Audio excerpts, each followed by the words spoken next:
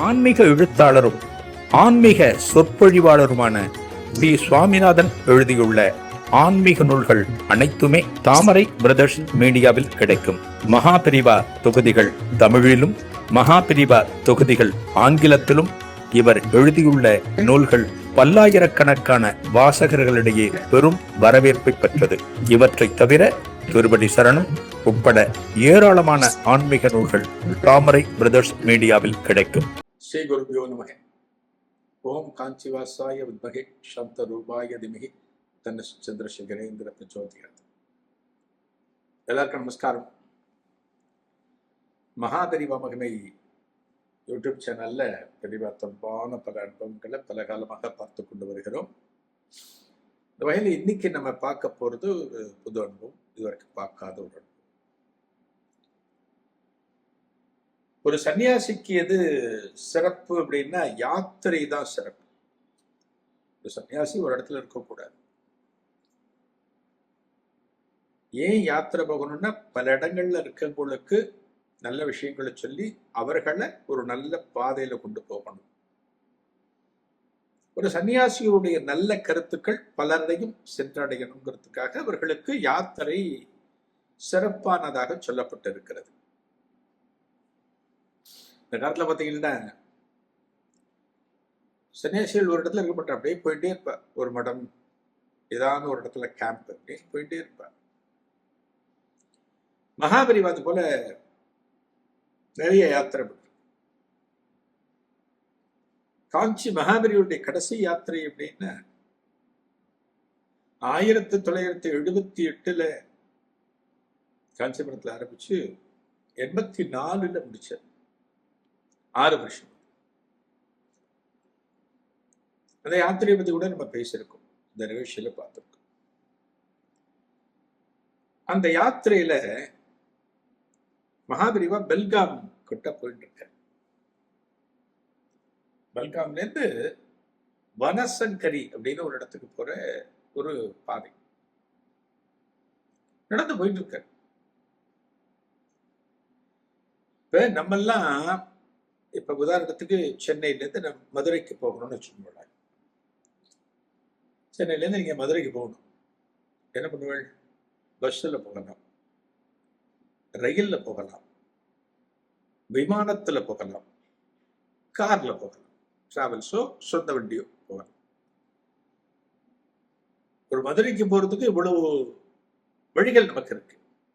So நம்மளோட budget, நம்ம எவ்வளவு செலவு பண்ண முடியும், நம்மளோட பொருளாதாரம் எல்லாவற்றையும் சார்ந்தது.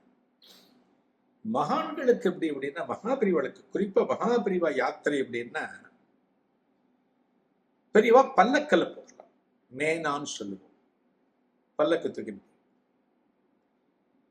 அந்த பல்லக்கு இல்லை அப்படின்னா பெரியவா நடந்து போக, நடந்து போறது ஒண்ணு இருக்கு.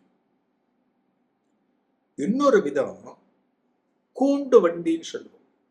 ஒரு சைக்கிள் ரிக்ஷா கூண்டு வண்டின்னு சொல்லுவாரு. அந்த கூண்டு வண்டியை ஒருத்தர் இழுத்துட்டு போக, தள்ளிட்டு போக. இந்த கூண்டு வண்டி பின்பக்கம் பெரியவா அதுல கைய வச்சுட்டு நடந்து போக, ஒரு சப்போர்ட்டுக்கு இருக்கிற மாதிரி வச்சு நடந்து போக.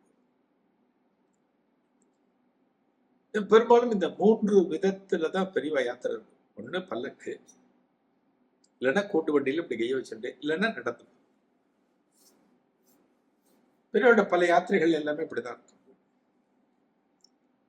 பெரியவா நடந்து போறது ரொம்ப சாதாரணம். இப்ப இங்க பெல்காம்ல இருந்து இந்த வனசங்கருக்கு எப்படி போறோம் அப்படின்னா, இந்த கூண்டு வண்டியில பெரியவா அப்படி கை வச்சுட்டு போயிட்டு இருக்க. மடத்தினுடைய அணுக்க தொண்டர்கள், சிப்பதிகள் கூட வந்துட்டு இருக்கா. பெரிய ஒரு இடத்துக்கு போயிட்டு இருக்கா. ஒரு இடத்துல கேம்ப் ஏதோ பிக்ஸ் பண்ணிருக்கா. நல்ல வெயில், மத்தியானத்து வெயில், மத்தியானம் உச்சி வெயில். பெரியவா போயிட்டு இருக்கா. அப்படி போயிட்டு இருக்கிறப்ப நல்ல வெயில் நேரம், ஆள் அரவமே இல்லை, இவன் மட்டும் போயிட்டு இருக்கா. மகானுக்கு வெயில், மழை, பனி இதெல்லாம் பார்த்த இதுக்காக இதுவா இருந்தாலும் அவன் யாத்திரைங்கிறது போயிட்டே இருக்கு. அவன் அவளுடைய பிளான் அப்படின்னா அதுல எந்த விதமான பிரேக் எதுவுமே இருக்காது. அது தொடர்ந்து போயிட்டே இருக்கு.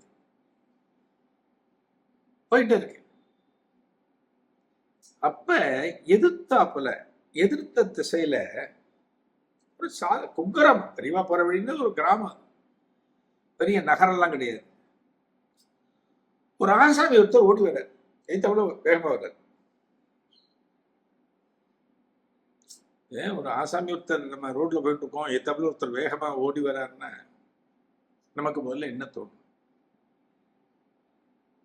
யாரான திருட அவர்கிட்ட எதையானு புடுங்கிறதுக்கு துரத்திட்டு வர்றானா, இல்லை ஏதாவது மாடு வீடு வர துரத்துறதா, எதுக்கு பயந்து ஓடி வர்றார்?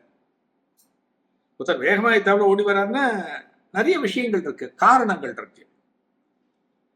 இப்ப இவர் ஓடி வர்றார் பாருங்க, இவருக்கு பின்னாடி யாருமே காணும். ஒருத்தர் துரத்தவும் இல்லை, மாடும் இல்லை, ஆசாமியும் இல்லை, வேகமா வர.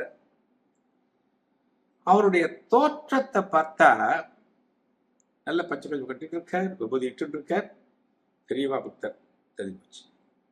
கொஞ்சம் பார்வைக்கு அவர் புலப்படுகிற போதுதான் பெரியவா பக்தர் போல இருக்கு.